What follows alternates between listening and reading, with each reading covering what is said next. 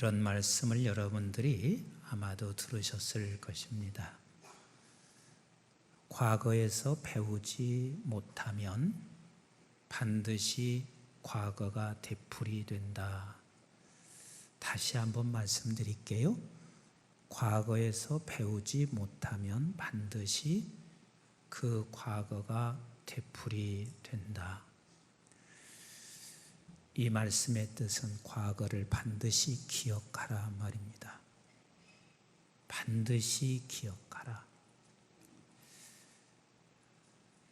여러분들도 그리 생각하고 계실지 모르겠는데 과거는 우리에게 최고의 스승입니다. 어떤 스승보다 이 과거는 우리에게 스승이 됩니다. 과거를 기억하는 사람이 또 이런 사람이 있어요. 과거를 기억하며 상처만 남습니다. 그래서 그 상처를 또 다른 사람에게 상처를 안겨줘요. 또 그 과거를 기억하며 평생을 원수 삼고 살아가는, 그것은 과거가 선생이, 스승이 되는 과거가 아닙니다. 스승이 되는 과거는 과거를 기억하면서 오늘 우리에게 지혜를 줘요. 현실을 분별할 수 있는 그런 지혜를 갖게 합니다. 더 나아가서는 미래를 열게 하는 창문과 같습니다. 이것은 과거를 기억하되 스승이 되는 과거를 기억하는 사람입니다. 하나님께서도 성경은 우리에게 수없이 말씀하십니다. 기억해라. 기억해라. 여러분들에게 묻겠습니다. 광복절 몇 주년이 됐습니까? 곤란해요? 광복절 몇 주년이에요? 근데 걱정하지 마세요. 78주년인데 그걸 기억하지 않아도 그건 큰 문제가 되지 않아요. 그러나 광복을 기억하지 않으면 안 돼요. 몇 주년인가 그것은 기억 못해도 돼요. 그러나 광복만큼은 반드시 기억해야 돼요. 광복만큼은. 근데 세월이 흘러가면 흘러갈수록 전부 다 잊고 있습니다. 78주년이라고 하는 것은 이제는 한국 사람들 너나 할 것 없이 지금 잊어가고 있다는 증거요. 왜? 사람이 역사를 기억하는 것은 30년이라고 그래요. 한 세대란 말이에요. 그러면 이미 2세대를 지나고 이제는 3세대가 우리에게 다가오고 있으니 이제는 거의 잊어갑니다. 그때를 살아왔던 사람들이 3세대가 지나면 사라진다는 거요. 안 계신다는 거요. 그래서 대다수의 많은 사람들은 그 광복을 잊고 있습니다. 기억하지 못하고 있습니다. 여러분들에게 다시 말씀드리지만 이것을 기억하지 못하면 2가지의 문제에 온다니까요. 다시 과거를 되풀이합니다. 여러분 생각해 보세요. 다시 우리가 과거를 되풀이한다면 이것보다 더 슬픈 일이 어디가 있어요? 당해봐야 하나요? 나라를 빼앗긴 그 슬픔은 이루 말할 수 없죠. 그리고 또 하나는 하나님께서 우리를 향해서 이 과거를 통하여 미래를 열어가세요. 미래의 창문을 열어가시는데 우리는 미래를 열어가지 못하는 사람이 됩니다. 그래서 우리는 광복을 기억해야 합니다. 그럼 여러분들에게 또 묻겠습니다. 광복이 뭐예요? 참 한자가 너무 귀하게 쓰여 있습니다. 광자는 빛광자요, 복자는 회복복자입니다. 이 말은 잃었던 빛을 찾았다 그 말이에요. 잃었던 빛을 찾았다. 다시 말하면 우리에게 광복이 주어졌다 하는 말은 이미 캄캄한 어둠이죠. 빛이 없어요. 근데 그 빛을 찾은 날이 광복이다. 사람들은 다 이렇게 생각하는데 제 개인적인 생각은 조금 달라요. 우리는 36년 동안만 캄캄한 어둠 속에서 36년이 지난 광복을 맞이했다고 저는 그렇게 생각하지 않아요. 이미 그 이전에도 조선 500년 동안요 캄캄한 어둠이었습니다. 단 한 사람의 왕이 전 백성들을 어둡게 만들었습니다. 그리고 그 이전도 고려 500, 신라 1000년, 유구한 5000년의 역사 속에 우리 한국은 단 한 번도 빛을 발휘한 적이 없습니다. 어둠이었습니다. 늘 어둠이었습니다.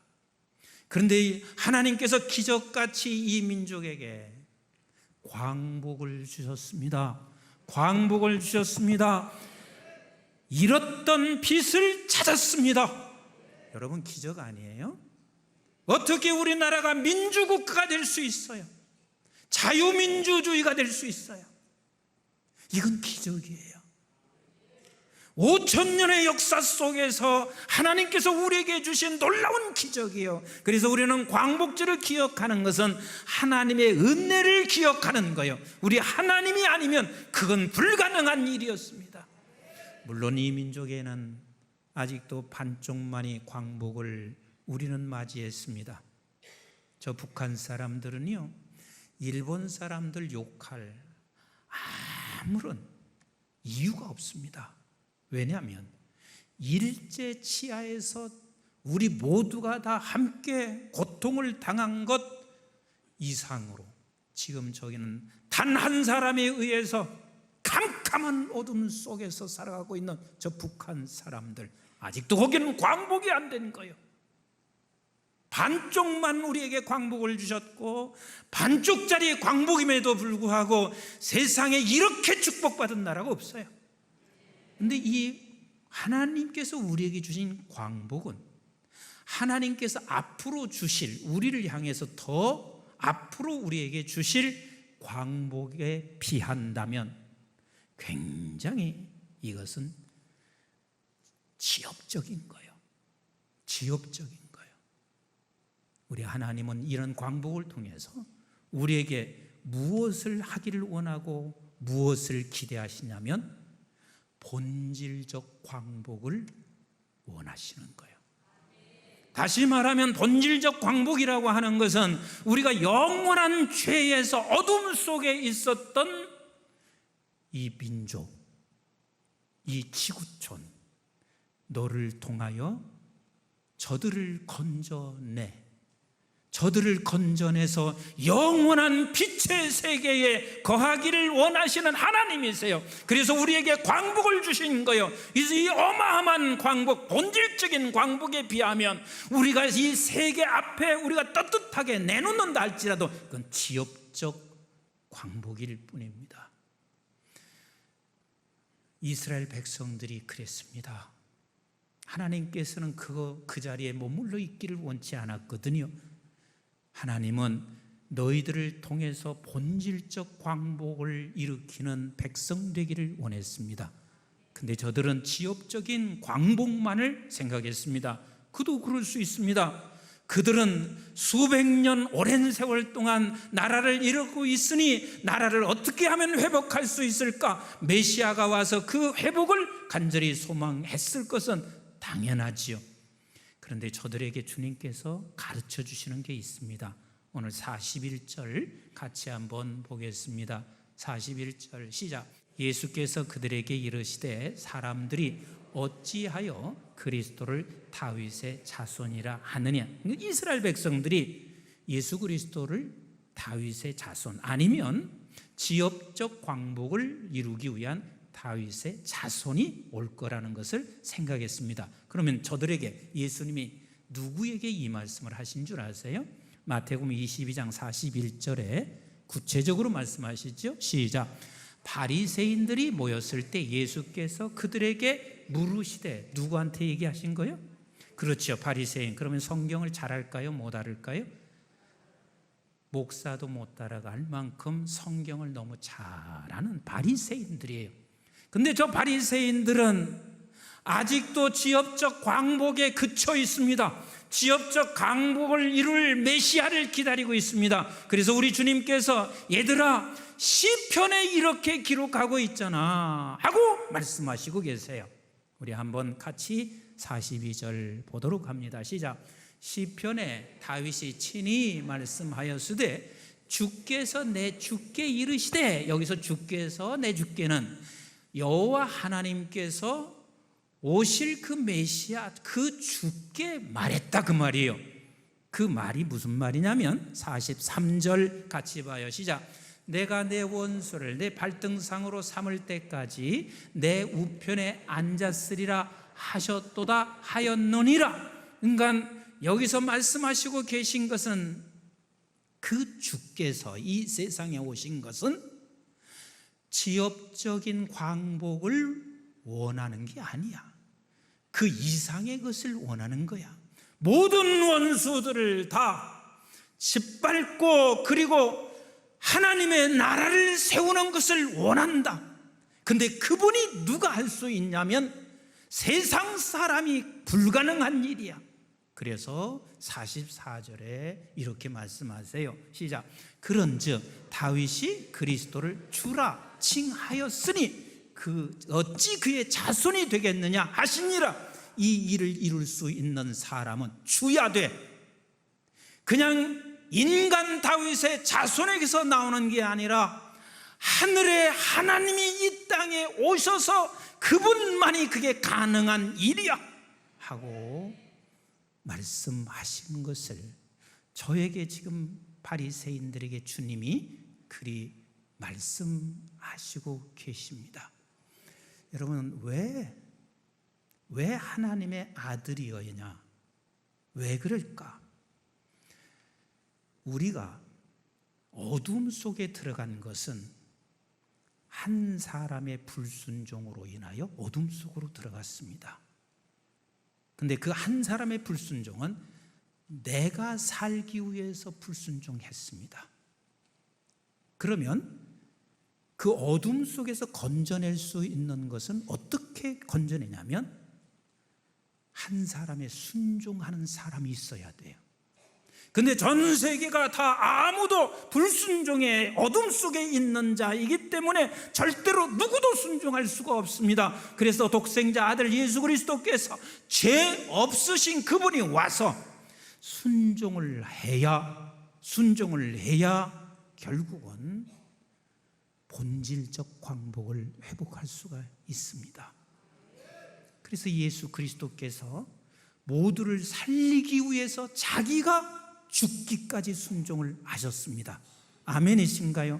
그래서 여러분은 십자가를 볼 때면은요, 두 가지를 볼 수 있어야 돼요. 하나는 뭐냐면 여러분 십자가는 죄인이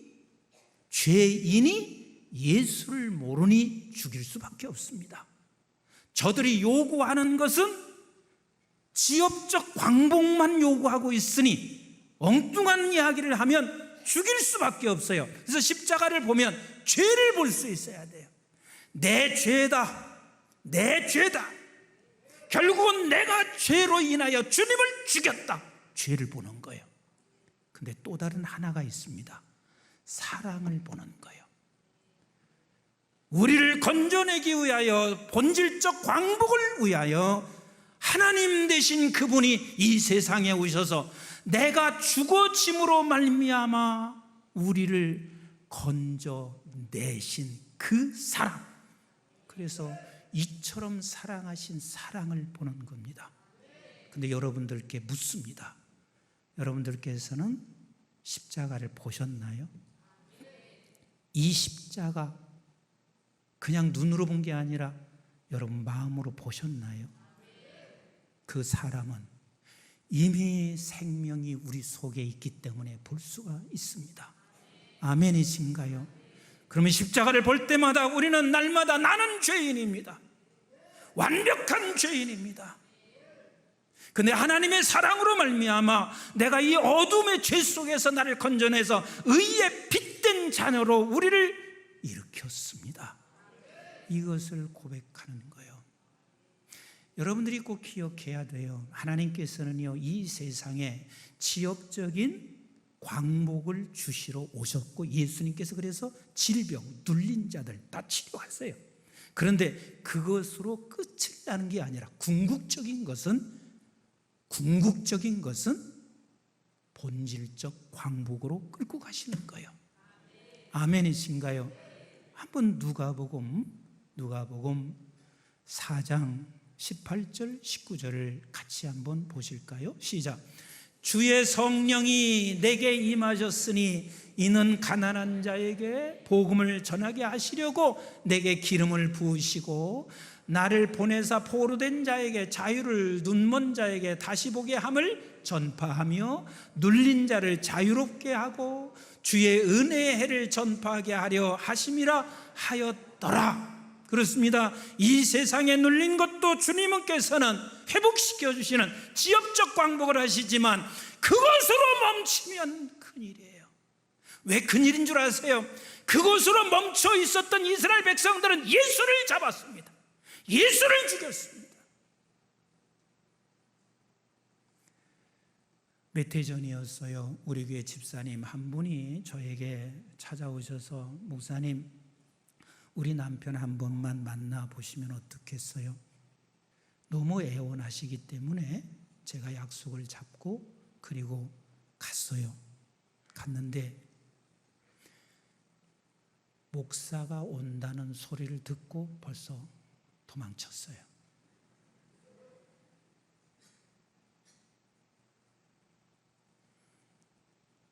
세상에 그렇게 핍박할 수가 없고,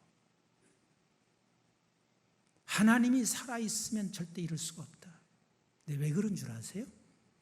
고등학교 3학년 때 학생회장을 했는데, 고등학교 3학년 때 하나님, 내가 이 대학만 들어가면 더 충성할게요. 그런데 떨어졌어요. 그래, 한 번까지는 떨어질 수 있어. 그래서 그 다음에 또 하나님 앞에 기도했는데 또 떨어진 거예요. 그리고 나서 그때부터는 하나님이 어디가 있나? 하나님이 계시면 어떻게 나한테 이럴 수 있나? 자기만 하나님을 부인하는 것이 아니라 옆에 있는 모든 사람들에게 날마다 핍박을 하고 심지어는 부인까지 교회 못 나가게 만들고 있어요.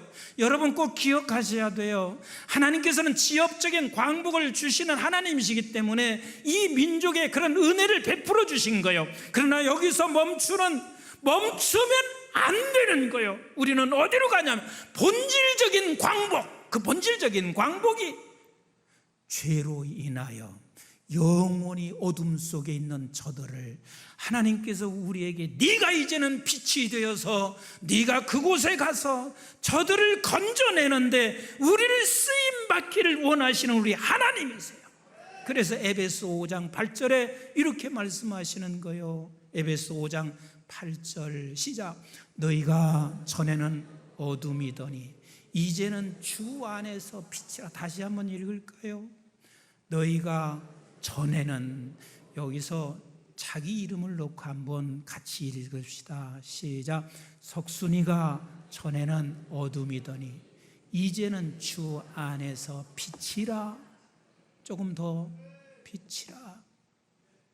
빛의 자녀들처럼 행하라. 빛의 자녀들처럼 행하라. 그 빛의 자녀들처럼 행하는 게 뭔 줄 아세요? 우리 주님께서 마지막 이렇게 명령하셨습니다. 너무 잘 아는 말씀이에요. 마태복음 28장 18절로 20절 같이 봐요. 시작. 예수께서 나와 말씀하여 이르시되 하늘과 땅의 모든 권세를 내게 주셨으니 그러므로 너희는 가서 모든 민족을 제자로 삼아 아버지와 아들과 성령의 이름으로 세례를 베풀고 내가 너희에게 분부한 모든 것을 가르쳐 지키게 하라. 볼지어다 내가 세상 끝날까지 너희와 항상 함께 있으리라 하시니라. 하나님은 우리 믿음의 백성들에게 없을 때도 하나님은 평안을 주십니다. 내가 가질 때도 하나님께서는 광복을 기억하는 사람들에게 은혜를 기억하고 그리고 더 나가서 더 큰 광복을 향하여 우리 하나님이 우리에게 한 사람 한 사람에게 사명을 주셨습니다. 모두 사명을 주셨습니다. 예수 제대로 믿으면요 사람이 신사가 돼요. 예수 제대로 믿으면요 말에 순화가 돼요. 예수 제대로 믿어보세요. 최소한도 예의를 갖출 줄 알아요. 제가 시간 갔어도 조금 이 말 한마디 할게요. 영국 웨일즈에 부흥운동이 1904년도에 있었어요. 그 부흥의 가장 중심에 섰던 사람이 이반 로버츠였었습니다. 그런데 그 지역이 세상에서 제일 못 살 동네예요. 왜냐하면 거기가 광산촌이기 때문에 여러분 이 가루 같은 걸 먹으면 반드시 술을 먹어야 된대요. 그러니까 그걸 끝나고 나면 술 먹고 그리고 노름하고 그래서 가정이 다 깨지는 거예요. 살 수 없는 곳이에요. 그런데 지금은 웨일즈지에서 제일 비싼 동네예요. 스완지 스케티라고 하는 곳인데요. 거기서 내가 살아봤어 알아. 목사님 어떻게 돈 많아서 거기 살았어요? 어느 목사님이 사업하시다가 그가 목사가 되고 난 후에 당신 집을 놔두고 그리고 사택으로 들어가는데 내가 집이 없다는 소리를 듣고 이분이 연락이 왔어요. 그냥 우리 집에 들어가서 살면서 거기 전기세나 물세만 내고 살으라 그랬어요. 근데 그 집이 어느 정도 크냐면 우리 안디옥 성전만한 수영장이 있어요. 디태치 하우스가 따로 되어 있어요. 방만 5칸이요. 이래봐도 그런 집에서 살았단 말이에요. 근데 제가 왜 그 얘기를 안 줘요? 세상에 가장 못 살 곳이 성령이 역사하고 성령이 임하니까 거기처럼 도둑이 없는 데 없어요. 거기처럼 신사가 없어요. 그러니까 노인이 되면 있잖아요. 전부 다 그 동네에 와서 사는 게 로망이었습니다. 그래서 그 이반 로버츠가 성령 달라고 기도한 게 아니에요. 너무 살기가 버겁고 집안은 다 망하고 그러니까 10살 때부터 교회에서 가서 산 거예요. 하나님 앞에 그냥 기도한 거예요. 제발 살려달라고 기도한 거예요. 그렇게 10년 동안 기도했더니 성령이 그에게 부어진 거예요. 그 성령이 부어진 후에 1904년도에 그랬는데요. 미국 아주사에서 1904년도에 부흥의 역사가 일어났고 그 당시에 이 한국까지 오는데요. 3년밖에 안 걸렸어요. 1907년도 우리 한국의 대부흥의 역사가 일어난 거예요. 여러분, 하나님께서는 하나님의 자녀가 있는 곳에 반드시 지역적인 광복도 주세요. 아멘이신가요? 아멘이신가요? 그런데 여기서 멈추면 당신은 광복을 기억하지 않는 사람이고 여기서 멈추면 은혜를 기억하지 않는 사람이에요. 하나님께서 주신 그 은혜를 본질적인 광복으로 끌고 가셔야만 합니다. 그래서 이번에 61주년 우리 교회 다음 주 61주년이 돼요. 한 주간만 이렇게 한번 살아봤으면 좋겠어요. 한 주간만 우리 한번 따라서 합시다. 영적인 순국열사. 여러분 광복을 찾기 위해서 반드시 희생한 사람이 있습니다. 목숨을 내건 사람이 있습니다. 지역적인 광복을 위해서 하나님께서 저들을 들어 썼습니다.